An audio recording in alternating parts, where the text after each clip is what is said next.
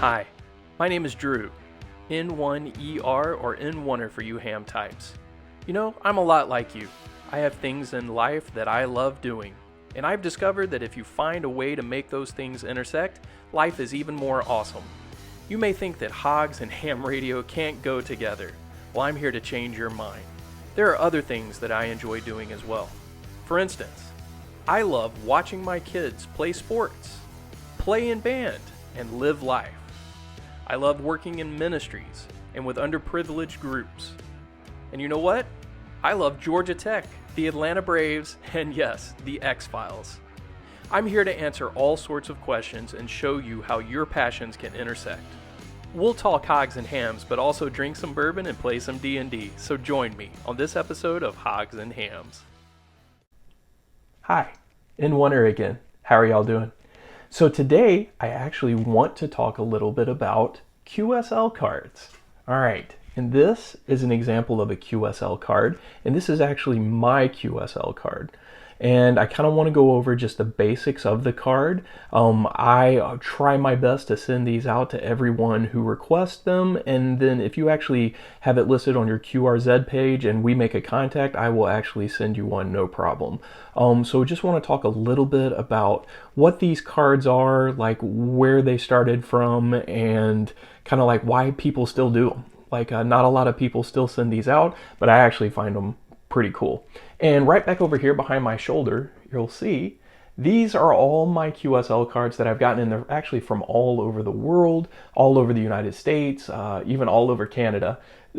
Talked to a lot of people in Canada. And then I just love hanging them up on my door over here. And so that's what I do with them. So let's talk a little bit about the history of the QSL card and where it came from. QSL cards actually go back all the way to the 1920s. There's examples that I've seen on eBay. You can actually buy some older cards in the 20s and the 30s, and these were sent out. These are basically the early iteration of social media. Back then, you know, people couldn't really confirm whether or not a contact was made, so they would send these as a postcard. You just put a little postcard stamp on them, and you'd send them off, and then people would write back and say, hey, yes, I confirmed this contact. These were kind of the readings that I got from you, the signal strength. This is how I was communicating with you, even what equipment I was using. And so it really just kind of takes its roots in old times. People couldn't pick up the phone. They couldn't, get on Facebook. It really was the postal service, and a postcard was the way that people communicated. So if you got a new radio, you put up a new antenna, and you were trying to get feedback from somebody on that, you couldn't just call them up.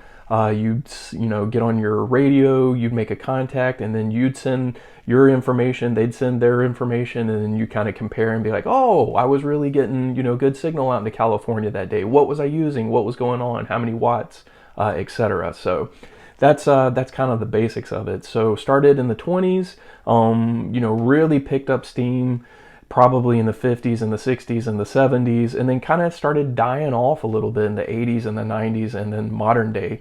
So a lot of the times today, people will actually use electronic logging. I know there's LOTW, there's QRZ, there's EQS, the electronic logging site. There's just different ways that people kind of send out these cards. But I really just like the physical cards. They're great. So let me tell you a little bit about my card and kind of what goes into a card. So on the front of the card, you're going to notice there's a dragon. And you may be thinking to yourself, Drew, why in the world do you have a dragon on your QSL card? Well, here's why. Dungeons and Dragons. So this is kind of a nod to my passion on Dungeons and Dragons. I started playing that game when I was like 11 years old. I remember my 12-year-old birthday party. I invited all of my friends over to my house and we had a D&D party. So that's kind of my nod to that. There's another reason though. So you have to be careful with your QSL cards when you're using someone else's pictures. You don't want to put any trademark logos or anything on the front of that, because someone can always come back and, make your life miserable if it's like a trademark thing. So this image that I'm using on the front is actually a free to use picture that I found on one of the many sites you can go Google, trademark free.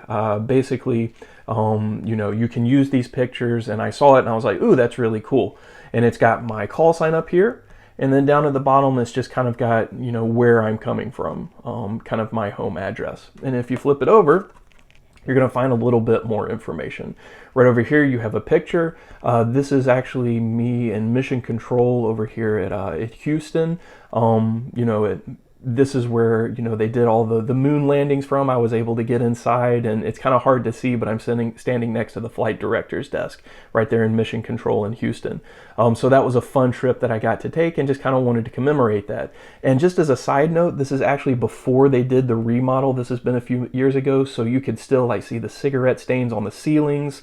It wasn't restored. They had basically just kind of, shut this down, and was still able to get in and go see it on a field trip. So if you ever are in Houston and you're looking for something fun to do, go over to and check out Mission Control.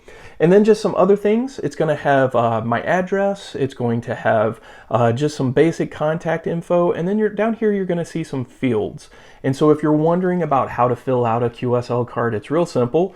You're basically going to put in who you contacted. You're going to put in stuff like date. You're going to put time in UTC.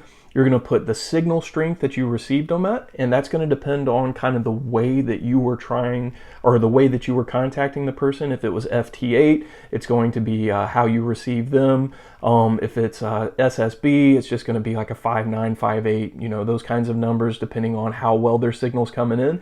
And then if it's CW, if you're out there using Morse code, you're actually going to use 3 digits. That third number is tone. So you don't use that for SSB, but for CW you do use that. But you can Google all that and kind of go check it out. And then down here, it's also got a place for equipment. Usually I'm using my FT450D. I've got my Addict BPTD up in the attic. So, thank you, homeowners associations. Love doing business with you. But it's up there in the attic, and that's the the antenna that I'm usually using, unless I'm doing a POTA-SOTA activation. That'll be different. And then you've also got watts down here. And I'm usually running anywhere from 50 to 60 watts, if I'm doing FT8 or something. And that's because I'm using a compromised antenna. I have to put out a few extra watts to compensate for that compromised state. But that's basically a QSL card. And a lot of the times I'll just send these out with just a postcard stamp. And here's an example of that. These are cheaper than the Forever First Class stamps. And basically I slap that on there, and then I fill this out right here with the person that I contacted, their information, drop it in the mail. I'm still trying to help the old postal service. I know they're struggling, so I do every bit that I can. I forget what postcard stamps are running now, 40 cents, 45 cents, something like that. I'm not sure. It's not a lot, but it's super easy to drop these in. And it is one thing that I love doing, as I said, because it's an old tradition. And it's not a tradition that a lot of people are kind of interested in, but there are still quite a few people out there. So on your QRZ page, if it says that you love getting these, I will send you one after a contact. And then, one other thing is it's got my little Hogs and Ham logo up here. So you really can customize these like however you want. And there are different places that kind of make these out there. You can kind of, check kind of what the options are. So you could go full color, you can go black and white. They have canned, cards that are kind of cheaper. This is a custom job, and I'll give a shout out to the guy that did this. It's KB3IFH QSL cards. He did a great job with these. He has a website. I forget, I got like 500 of these or something. It was less than $100, and they were full custom jobs. I just kind of sent him the idea of the picture, kind of a general idea of the layout that I wanted. He did the rest, so did a great job. So if you're looking for somebody to do that, highly suggest that. 500 cards are going to keep me in business for a long time. On average, I usually say for an FT8 session, an hour on FT8, I'll probably end up sending out 2 or 3 of these at a time. And that's just people that, are interested in QSL cards on their QRZ page. And, maybe it's a country or something that I don't have. One thing to keep in mind if you're trying to send it to foreign countries, obviously you've got to look into stamps and kind of what that looks like. A lot of these, guys and gals will want a couple of bucks USA, money US dollars in order to send you something back. And the other thing is self-addressed stamped envelopes, SASE. You'll see that a lot. That basically just means that they want you to send a self-addressed stamped envelope, so they don't have to pay for postage. I have different thoughts on that. I get it. I try, well, I don't make people do that unless it's like a foreign, person that's requesting something.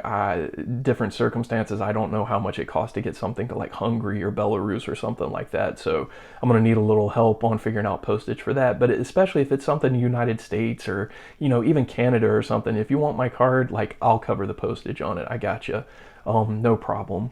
And, I understand that could be a financial difficulty for somebody, but as I said, there's not a lot of people that are doing these cards anymore, so you shouldn't be sending out a whole heck of a lot of them. Just kind of my thoughts on it. You do with it however you want to. All right, and so what is the to-go nugget off these little cards here?